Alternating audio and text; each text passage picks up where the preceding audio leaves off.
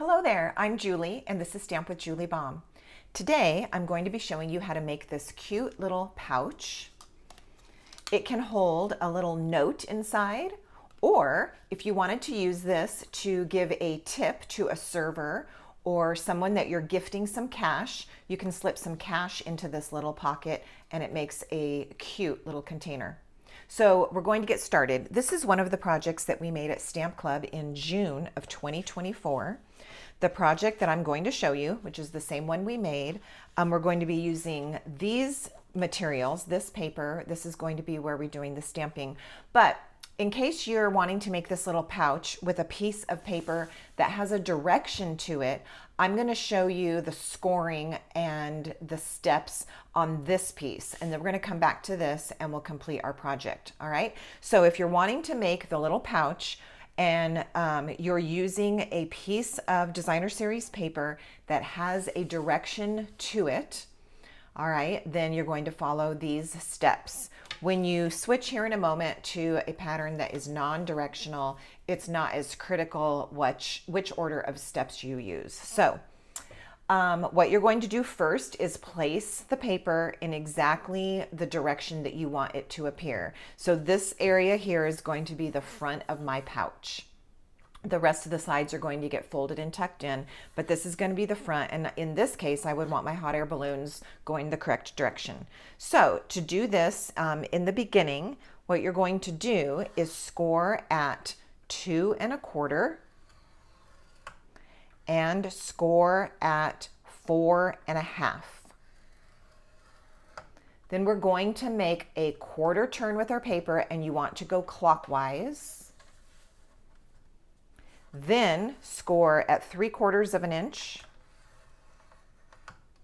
and also at 4. And that is that. All right. So I'm going to do those steps one more time, this time using a non-directional paper. And so it wouldn't matter as much, but we're still going to follow the same steps.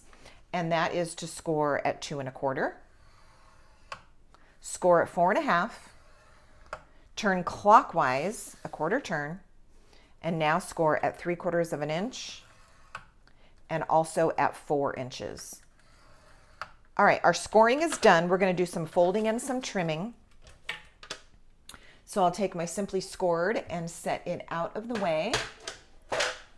And then I'll continue with this piece because that's the project that I want to show you once it's completed. All right, so now you're going to go ahead and fold and crease on all of your score lines. And I do think I'm going to reach for my bone folder to reinforce these folds.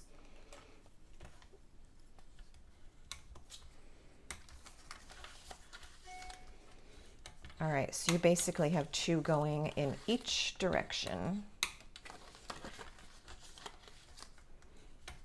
All right, at this point now, you're going to want to identify that smallest little area, okay? This one is a little bit larger. This one is the largest. Here is the smallest fold area.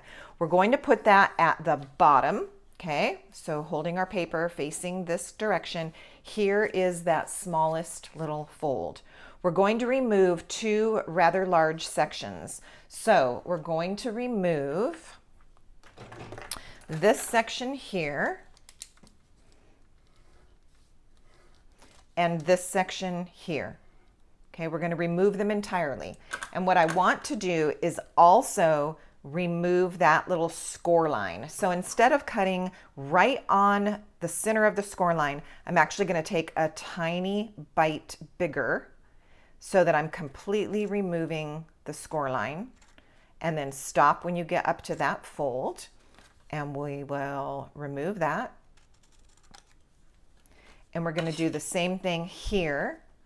And I do want to remove my score line completely. So I'm going to come inside to this direction so that I completely remove that score line. It's just a hair more than cutting directly on the line.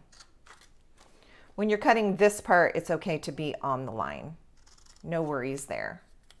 The reason we do that is when we do our folding so that we can secure this and seal it shut. It just makes it go together a little bit easier without the edges getting hung up on each other.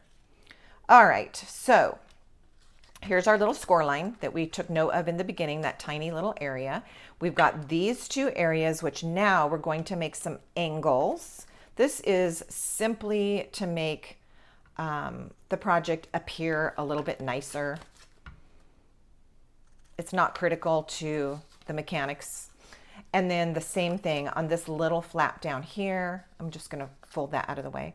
I'm going to make an angle and an angle. And that is it. Now we are ready to secure this closed. All right, so on this little edge here, I'm simply going to fold it shut. You don't need to glue that piece down, just fold it. That way we have a nice clean edge. And then I'll put my multi-purpose glue, green glue, on that little flap and simply bring it over to this side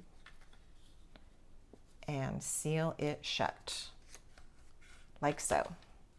Okay, now the long edge is sealed. You kind of have a tube at this point. That long edge is sealed shut. Now, I have a larger flap and a smaller flap. The smaller flap is the bottom. So I'll put a little adhesive there and seal that. Of course, we don't want to seal the top flap because that's where we're going to tuck our cash or our note, our little love note inside of that pocket. All right, so super easy, very easy pouch to make. Of course, you can make a larger one by starting with a 6-inch square piece. My piece that I began with today was a 5-inch square, in case I did not mention that. All right, now we're gonna do some stamping. So I just have a white scrap here, and we're gonna do a couple different things. I have a label punch here that I'm pretty confident this one, I'm trying to think if this is still available or if it's retired, but you can use really any punch that you want. I'm going to do some stamping and then punch that out. It's a coordinated look. All right, so I have this stamp and I am using Melon Mambo ink. I'm going to go ahead and stamp that here. This is going to get punched out.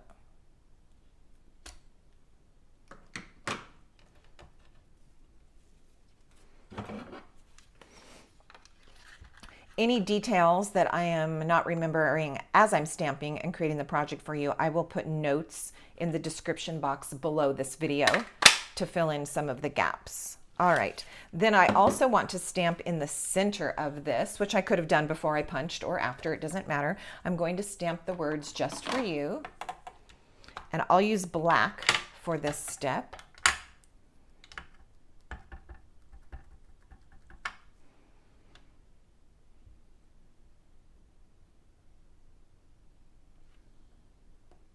It's always a little tricky stamping in the very center of something when I'm also filming, because I would need my head to be right here in your way if I was looking to make it perfectly centered. So we'll forgive it if it's a little off. All right, and then keeping our black ink out, we're going to add 2 butterflies to our scrap. This is 2-step stamping. Oh, it's all coming back to me right now. So yes, I will give you the name of the stamp set and the punch because this is all coordinating product. So I'm going to use the outline of the butterfly with my black ink and put one on here, and I'll do a second one.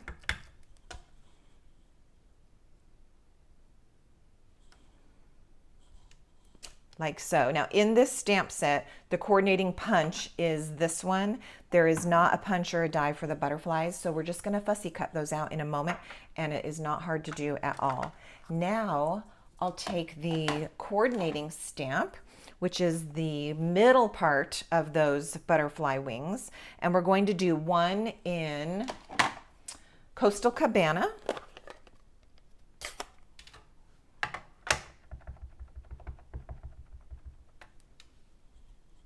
Just line that up inside the outline. And I'm going to do one in Melon Mambo. And as I'm looking at this, I know that on my finished project, we actually stamped that off. So let me just back up and we'll do that because I want to be able to show you exactly how I did this. So I'm going to flip this over. We're going to use the back side up here for the second butterfly.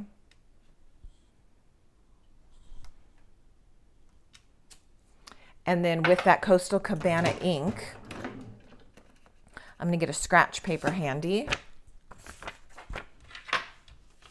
So ink it with Coastal Cabana, stamp once off onto scratch paper, and then onto the project.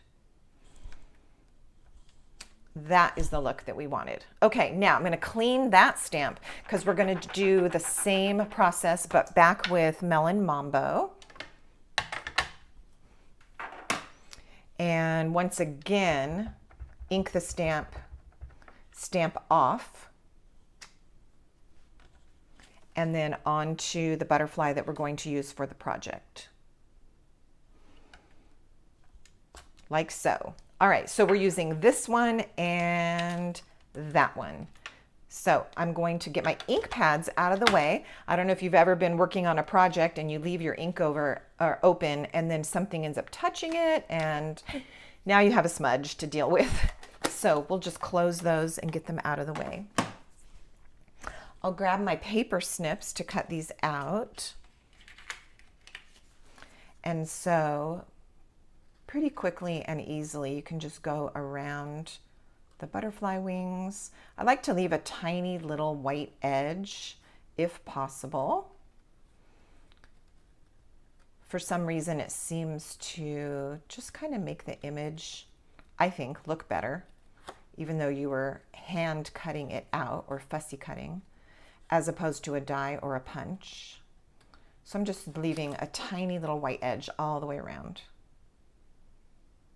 I think the reason it's more forgiving is if you tried to cut right exactly on the outline and then you don't get it right, it ends up standing out. So by leaving a little white edge, it's actually more forgiving anytime you're doing your fussy cutting.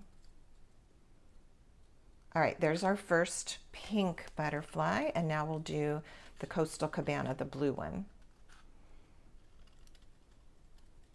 And no one will ever know that we had to do a second one. That first one was just too dark.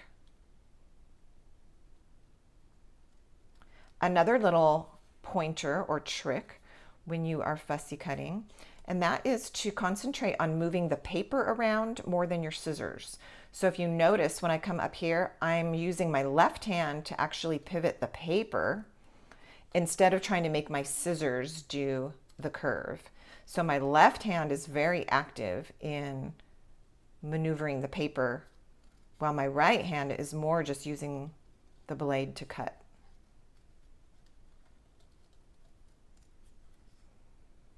And we're just about done.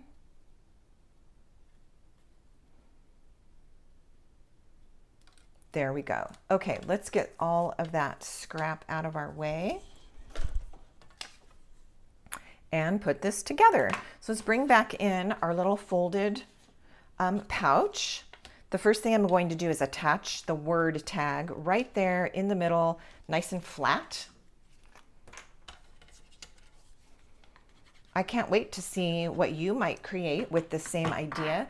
This would be super cute out of maybe birthday paper or Christmas paper. And the pouch is small enough that you could tuck it inside of a card if you wanted to do that. But it's also a nice little size, like I said, if you wanted to leave this on a table with a cash tip or hand it to your barista at your coffee shop or something. It's a very, very cute way to add a small thank you tip. Okay, then to put our butterflies on, let's add some dimension. So I will grab, you know, I actually have mini dimensionals handy. These happen to be the black ones. Let's just use those. A couple on the back of each butterfly. I think 3 is going to be just fine in this instance. And 3 on this one. See, there was our first one, and that's not going to matter because it's getting glued down.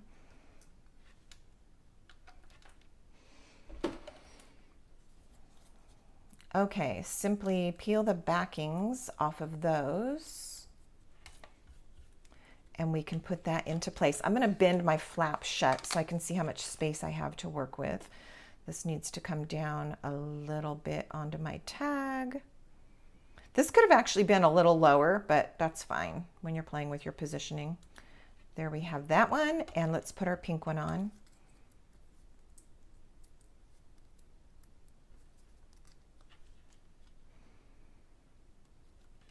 And there we go. Now, instead of using any kind of other embellishment that might be sticking up on this, I decided to add just a little bit of shimmer by grabbing the Wink of Stella pin.